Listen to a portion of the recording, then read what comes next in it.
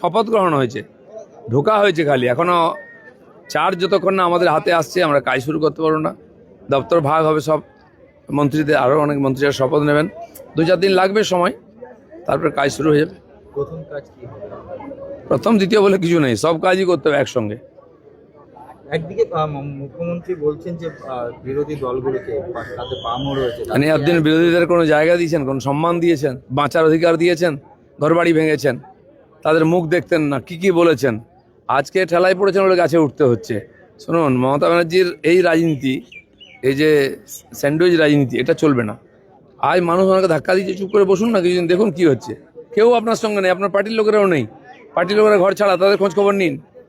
বিধানসভার বিরোধী দলনেতা হলেন শোভনদেব চট্টোপাধ্যায় এবং উপদলনেত্রী অসমা পাত্র, মুখ্য সচেতক ফিরহাদ হাকিম। তার মানে কি আলটিমেটলি যে চেয়ারটা ছাড়তে চাইছিলেন না উনি, আলটিমেটলি তাকে ছাড়তে বাধ্য হলেন? উপায় নেই, ছাড়তে হবে, গণতন্ত্র, মানুষের রায়।